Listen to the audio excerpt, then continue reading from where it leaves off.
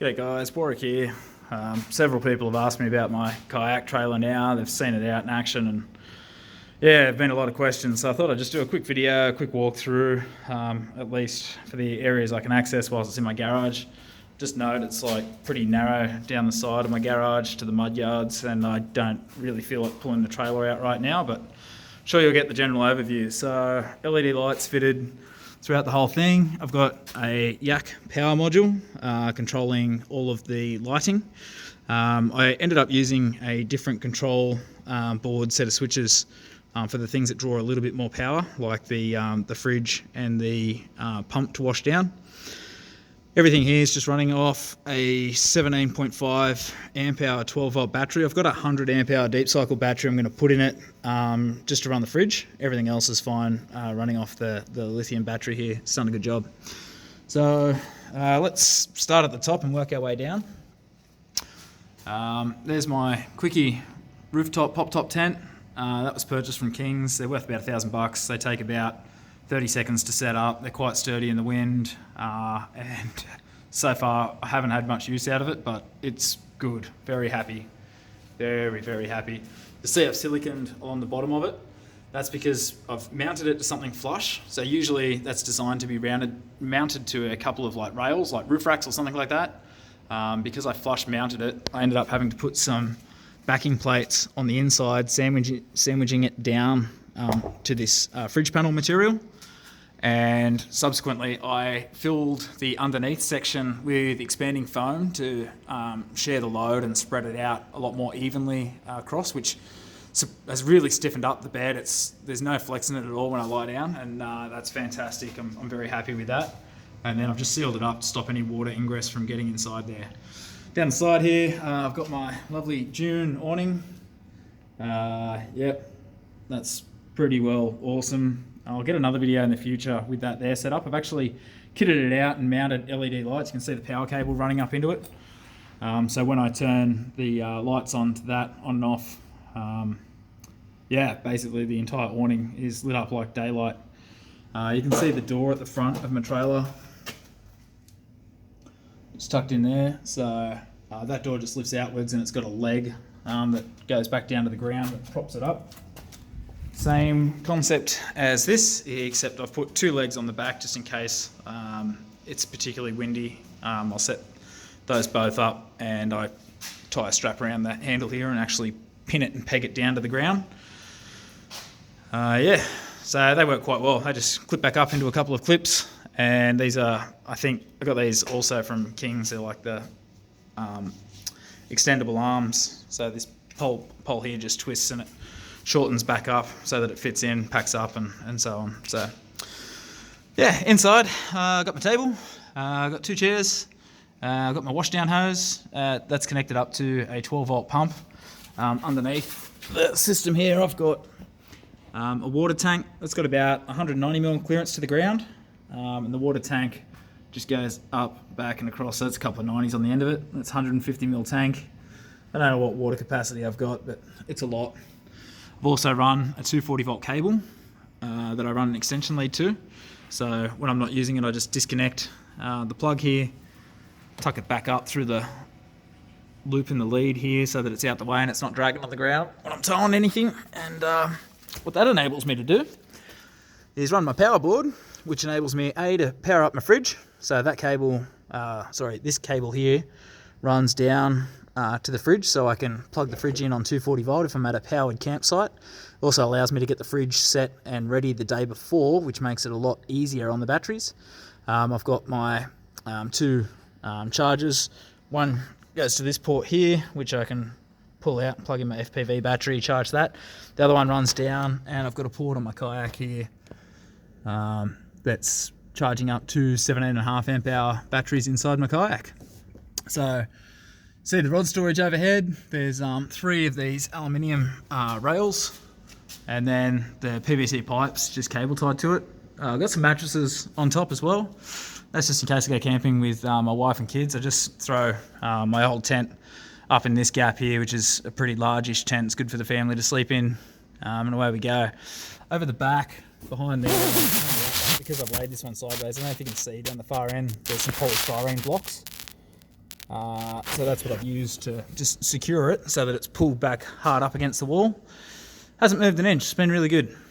Couple of jack stands. I just leveled the trailer up if I'm going to sleep in it. It's much nicer to sleep, so I use these down the back end and just use the jockey wheel at the front end, and away we go. That is just covering up the license plate number. I don't know if I said that earlier, but it's not usually there. So the rod holders, I've just scalloped out, put a hole saw through here, then used a 5-inch grinder and just took a nick out, rounded the edges off, drilled 2 holes, one on each side, put a bit of bungee cord through, tied a knot in it, put the hook on the other side. To get these in and out, they're pretty straightforward. I mean, you just unhook it, literally, and take your rod out, put your rod in, and this is easier to do if you've got 2 hands, but oh, look at that, even with one hand, managed to get it on the video. And they are solid as. They don't bounce around, they don't wobble. I'm not overly worried about any marks on my rods. I don't have real expensive rods, but yeah, it's good. Strapping down the kayak. So these straps here, you'll notice they're actually forward of the rear part of the kayak. You could just loop these through the handle if you wanted. I bought these ages ago and thought, oh, bugger it, I'll see how they go and use them. And these mounts came out of the back of an old station wagon or something. Pretty simple.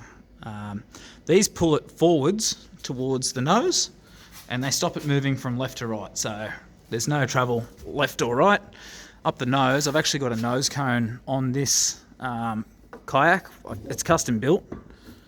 The nose cone, that is. And what it enables me to do, I'm just going to sit my phone down for a few seconds whilst I pull this ear out.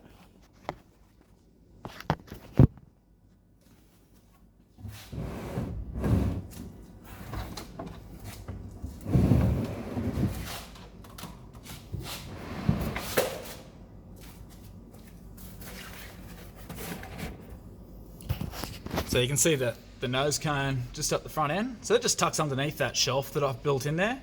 And then there's actually a bit of wood. Oh, I don't know if I'm not going to crawl in through that gap to go and see it, but under there's a bit of wood, and all it is I've cut a V into the front of the bit of wood, so that nose cone just engages into the V, slides forward, and because of the height, it's pinned underneath that shelf and it can't move left or right, so I don't need to climb into my trailer to tie it up or anything silly like that. You can see the drive and the esky for the outback. You can see the fridge up the end there. There's a barbecue bottle behind that as well. So the barbecue bottle's on a pull-out 1300ml long slide. The fridge is on a slide as well, so when the doors open on the side, they just slide straight out. Easy access, quick cooking, cold beers, you name it. It's fantastic. This Yak Power module, I don't know if I mentioned it, but it's got a Bluetooth dongle as well, so you can turn these switches on and off via a remote around your neck, which is really nice when you're out camping. That's how the lights are working. Pretty simple. And all the LED lights I've got facing away from me, so they're not in my eyes when I'm at the back of the kayak trying to set up in the morning. The only ones that are marginally in your eyes might be those overhead lights, but when the kayak's pulled out and it's sitting on the ground here and you're ringing up your lines in the morning and you want to just give it the once over, that light is just so useful. It's awesome. Yeah, anyway, the whole thing's built out of fridge panel material, 50mm. It seems to be going strong. I had to add a couple of these nylon pieces to the sides, so that just shares the load through the entire door. So if you can picture, the whole thing's trying to contort as you're going over bumps, because you're guaranteed your frame of your trailer is going to be flexing anyway. That just allows that load to be shared from the right-hand side to the left-hand side, vice versa, which stiffens up the whole thing. It's almost like putting braces into it, which would be a pain. Last thing you'd want to do is have to try and brace across the bottom there. You'd lose height and all the rest of it. This kayak's fully set up and ready to go out too. I just pull out my rods, and it's just about ready to go. I store my sounder in the front, but plug that in and boom, she's good to go. Yeah, I think that just about covers it. At the top end there's a bit of a step. That's so that I had minimal clearance. I've got quite a short garage to get in and out of, so you can see the remote there is, the garage controller unit hangs down quite low. This just fits in. I've got 1850 from the top of this to the bottom with the jockey wheel fully lowered. So in the future, I'm actually going to throw a solar panel up the top, up there, and that should enable me to charge my kayak fishing batteries. If I'm going out for a week or so type adventure. Anyway, guys, I hope that sums it up. I hope I haven't missed anything. If you have any questions or comments, feel free to leave them below. And thanks very much for your time.